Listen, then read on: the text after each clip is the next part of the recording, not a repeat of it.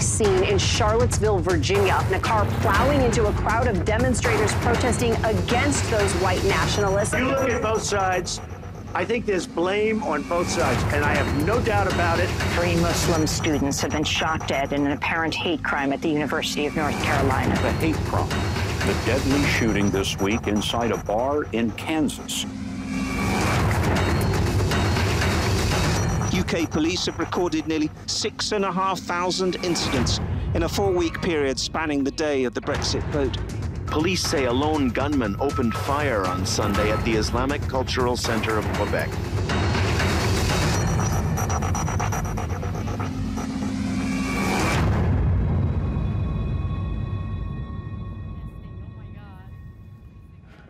So a rise of hate, a tide of hate, a seemingly implacable foe that something has to be done to conquer. And I'm joined here on stage with a number of people who have given a lifelong commitment when they get released from ISIS, to solving that. Burning the burger. Yeah. To begin with, I'd like to introduce the panel. Joining the conversation is Heidi Beirich from the Southern Poverty Law Center. Pardeep Singh Kaleka of Serve to Unite, and Patrice O'Neill from Not in Our Town. All 4 working to dismantle systemic racism in the United States, who have got extraordinary stories to tell. Pardeep, I want to start with you, if I may. It's 5 years ago you lost your father, Satwan, in an attack on the Oak Creek Temple in Wisconsin. Now, when you learned what happened in Charleston, involving the tragedy of Tawanza and the others, you told me you immediately just got in your car and drove there. Mm-hmm. You went to South Carolina, because you've lived this before. Tell us a little bit about that. Yeah, and thank you for having us on and having our voice represented. Till date, Sikh temple shooting was one of the worst race-based hate attacks that had happened in this country in nearly 50 years. And when Felicia was talking about just the pain of the incident driving you to do things that you probably wouldn't have thought about doing before, that was what it was about. And this sort of invisible hand saying that you have to do something about it. So after Charleston happened, there's too many feelings, and we just decided to get in the car and drive. It was a long way and just bear witness. Sort of the same way that even the day of the shooting that happened with us, there were people who were getting out of their congregations that Sunday morning and were coming there to pray and bear witness with us. So we thought we had to do the same. Now your father was the president of the temple, mm-hmm. and he was one of 6 to be killed before the shooter himself was killed by the police responding. Now you were arriving to the temple just as the police were arriving. 5 years ago now, you've become a therapist yourself in an attempt to try and make some sense. Can you tell us a little bit of that journey? Yeah.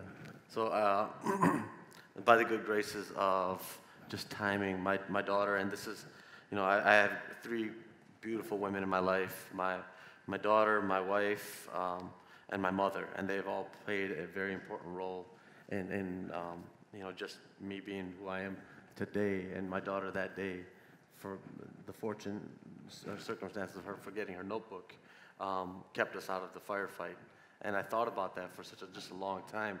And what really haunts you about incidents like this is maybe not as much of the what happened, but the what could have happened, or the what this. So you start to ruminate on these types of things.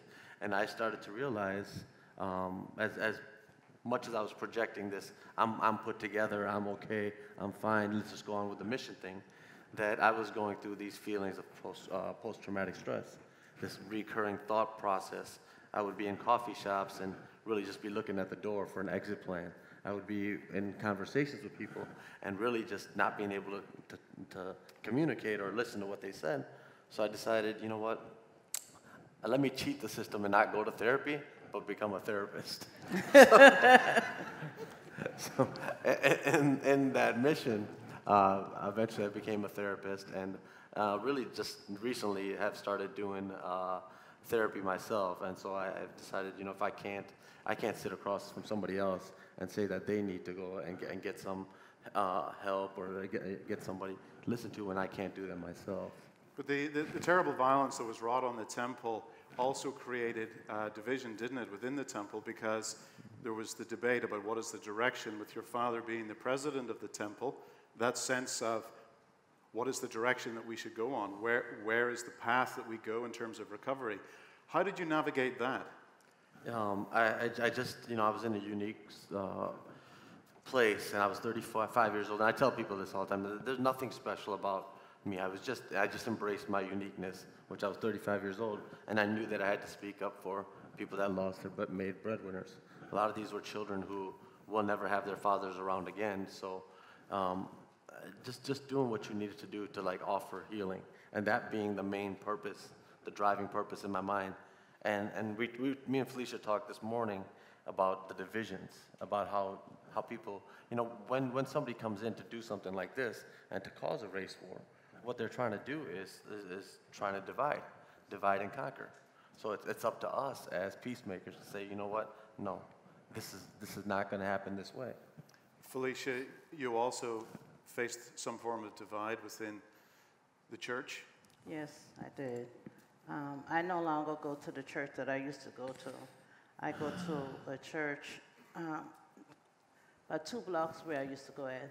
The congregation does not look like me. Actually, it's only about 3 or 4 blacks in there, but I feel so welcome when I'm there. What I refuse to do, I refuse to be afraid of 20-year-old white boys. I refuse to be in this box.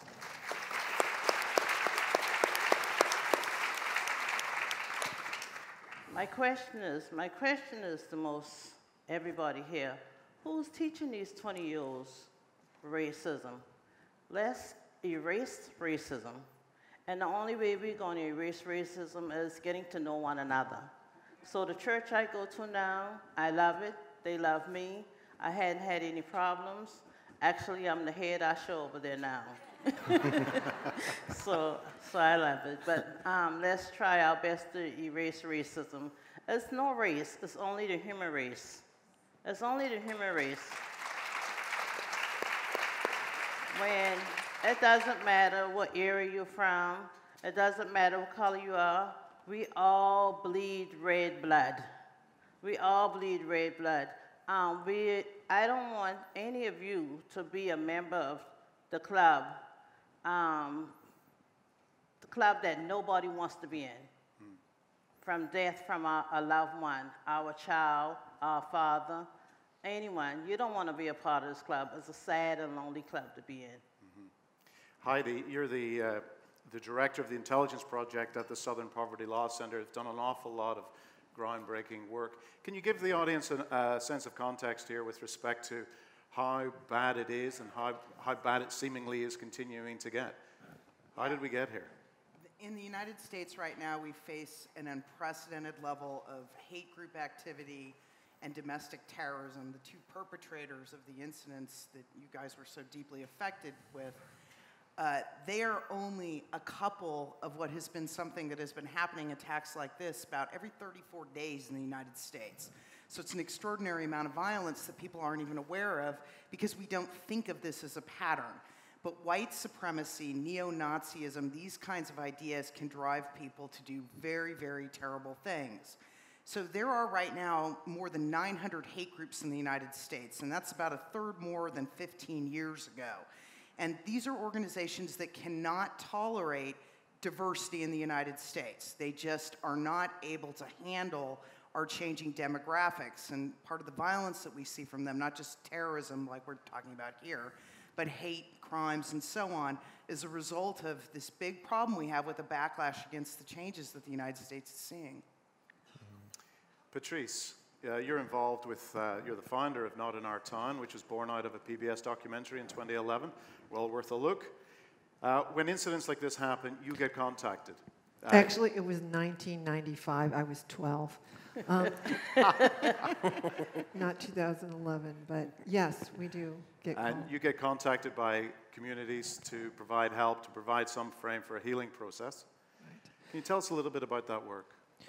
So we did this film, this story. I'm going to tell you the story. It won't take long, but in the mid-90s, the white supremacist movement decided that they were going to claim the Northwest of the United States as their homeland. And they started organizing in various towns. One of them was Billings, Montana. And it started with graves being overturned at the Jewish cemetery. There happened to be a police chief there who said, I can't do this alone. I can't deal with these hate crimes alone. We have to look at it as a community level. So when a black church had skinheads go to the stand in the back of the church to intimidate the congregation, members of other faiths came to that church and the skinheads went away. When a Native American family's house was plastered with racist graffiti, including the term Indian go home, kind of unclear on the concept. 30 members of the painters union were there to paint it over, and 100 neighbors showed up to watch. So the town was learning to practice. What does it look like to stand up to hate? When a 6-year-old Jewish boy placed a menorah in his window for Hanukkah, a brick was thrown through the window and it landed on his bed, and people knew that the violence was escalating and they had to do more. So they started printing these paper menorahs and putting them in their windows. What if we're all Jewish? And the local newspaper printed a full-page menorah urging people to put them in their windows. And that year, 10,000 people put menorahs in their windows in Billings. And the white supremacist organizing stopped. It is that kind of solidarity and community action that was the impetus for Not in Our Town. We did this film, and we thought we'd do 10 town hall meetings. There were over 100. And so for these past 20 years, we have been following the progress of communities that have taken this work on and are trying to not just respond to hate crimes, but to prevent them. Nonetheless, Pardeep, there's clearly a lot of work that needs to be done, because you've written recently to Patrice to say that we are in the challenge of our lives. What do you mean by that? I just think in America, when we talk about white supremacy, we're talking about cultural preservation. And one of the things that we've been able to do is take this film that Patrice has and take it from small town America to small town America, where we face a lot of these difficulties. And just like Heidi was saying, we as far as the major things like this, obviously this is going to get reported, right? But there's a lot of things happening where people are not going to report it. And that's because they feel shame. They feel shame that comes with the reporting. I don't want to be a victim. You have a culture who's like, no, I don't want to be a victim. And so I hear the personal the conversations going on, and I'm like, go tell the police. Go tell somebody. No, I'm just going to tell you. You go do something about it. While that's awesome that I get to be that buffer, we need to have resources allocated to these different communities to be able to do things like have a Not in Our Town showing, have the SPLC monitor that. So I do feel like and when we talk about cultural preservation, we have been able to go to when we go to these towns, we hear it, right? We're talking about the monuments and keeping the monuments, but people want to keep emblems, and these emblems sometimes are very exclusive. Like, your people don't belong here, and this is, and sometimes it's not just outright. So, one of the best things that came out, and I'm going to tell a personal story about the film. So the film came out, the 30-minute documentary that Patrice and Not in Our Town created. Waking, about yours. About ours, about Waking in Oak Creek, came out about a year later. And my son and my daughter were both with me in the car as we were going to the temple that morning. And their last memory of the incident itself is, gunfire, 911 calls, people, people just sheer panic. Once this film came out about a year later, it came out on TV, and I had seen it before. And I'm sitting down with my son and my daughter. My son is about 5 years old at this time, and my daughter is about 7 years old at the time. And my son initially, in the beginning of the documentary, you hear gunshots and 911 dispatch calls, and I really had to ask myself, as a father, am I ready to put my son through this? Because now he's visibly upset. And I think we're entering that point where we almost don't have a choice, where we have to start to do this. And I'm lucky that I got a great wife who allows me to do this, but she says, just have him watch it. And he's watching it. And the end product, the film, you can see just the transformation happening, just the community coming together.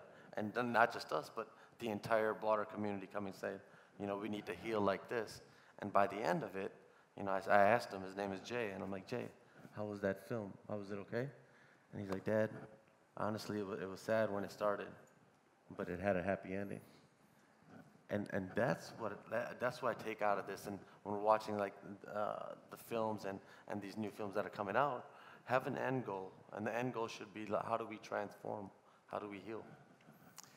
I want to set up a video clip in a moment, but Heidi, if you could just widen the aperture a little bit on this to talk a little bit about the international context. We've heard a lot about the United States.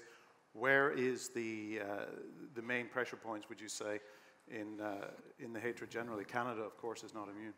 Well, I mean, the fact of the matter is that these are international movements. I mean, their slogan is white pride worldwide. And when they mean worldwide, they mean the whole of the Western world. And organizations that are extremist in the United States touch the lives of people. For example, in the UK, the man who murdered the MP, Joe Cox, in England, was actually a purchaser of materials from an American neo-Nazi organization. There are members of these hate groups in Canada as well, anti-Muslim groups. We've had terrible attacks like the mosque attack that was in the video earlier. The Southern Poverty Law Center was actually involved in a lawsuit here in Canada to stop a neo-Nazi group from receiving a bequest from a prominent wealthy Canadian. So the scope of this is throughout the Western world where people in all these countries are struggling to a lesser or greater extent with changing demographics. And the United States political system right now shows how terrible that struggle can be and how ugly it can get.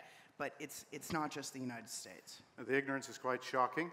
Jagmeet Singh last week, an NDP candidate, faced a confrontation in Brampton.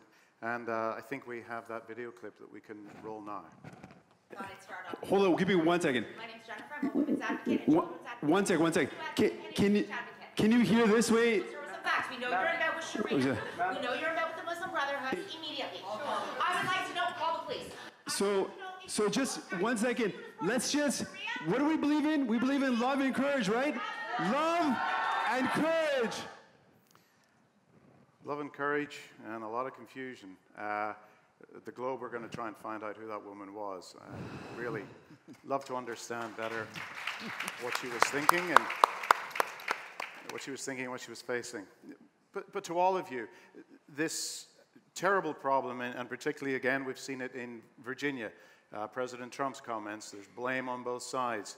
The ultimate fake news, really, isn't it? This idea of how do you countermand such a clear division and such a gap. Felicia, what's your sense in terms of, with respect to either the president or more broadly, when you see more incidents in the United States, do you feel you get pushed back to the starting point? Yes, I feel like I got pushed back to the starting point.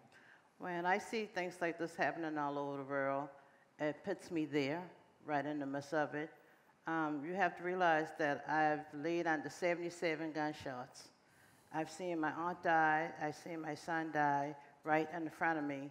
So every time I see this and hear the president, I respect the president because he is the president, but I think in God's own time, he's going to be dealt with.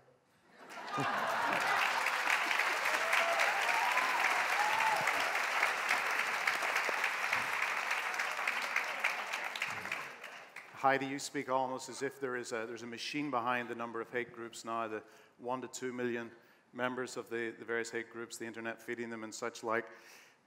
we've witnessed an awful lot of dangerous reality about this. What is your sense around how the internet is having an effect, and post-Charlottesville, what the lessons have been? You know, the involvement of white supremacists on the internet reveals the absolute dark side of all of this. Dylan Roof never met with a member of a hate group. He didn't go to a Klan rally. All of the things he learned that, about black people that led him to that attack were poison that he imbibed, starting with Google, to be honest. And one of the best things that has happened in the wake of the Charlottesville situation, right, where a young woman lost her life who was battling racists, was that Silicon Valley and the tech companies have finally sort of realized that the kinds of things that are being put out on the web about why you should hate Jews, why you should hate black people, and so on and so forth, are a sewer pit that can lead to terrible things. And so we've seen quite a bit of movement by the tech giants to sort of clean up their networks and follow their own terms of service. And I think this is going to make a big difference over time. I have one other clip to show you. This is a clip from Vice News Report, speaking with a man called Christopher Cantwell. He's a white supremacist and one of the main organizers in Charlottesville. This is his reaction to the death of Heather Hare, who was killed after the car rammed into a group of protesters. We saw no way to get away from them except to hit the gas. And sadly, because our rivals are a bunch of stupid animals who don't pay attention, they couldn't just get out of the way of his car, and some people got hurt, and that's unfortunate. So you think it was justified? I think it was more than justified. I can't believe the amount of restraint that our people showed out there, I think was astounding. What do you think this means for the next alt-right protest? I say it's going to be really tough to top, but we're up to the challenge. Wait, why? Why? Tough to top? I mean, someone died. I think that a lot more people are going to die before we're done here, frankly. A lot of work to do. Patrice, you say there's been a resurgence in the issues around this, the numbers of people involved? I think we're fighting for the soul of our country, honestly, the United States. And I think it's not just our country, but it's very specifically our country because of the legacy of racism in our country and how vulnerable we are. Because this infection is not just about this violent eruption of hate that we saw in Charlottesville. It's how it's spreading. So SPLC, Heidi's group, showed that in the weeks after the election, the #1 spot where hate incidents occurred was in K-12 schools. Okay, it is infecting our children, and we have to take hold of this right here, right now. And what we need is to do this together. It's going to take all of us. This can't be done by one person. It has to be the force of all of us together.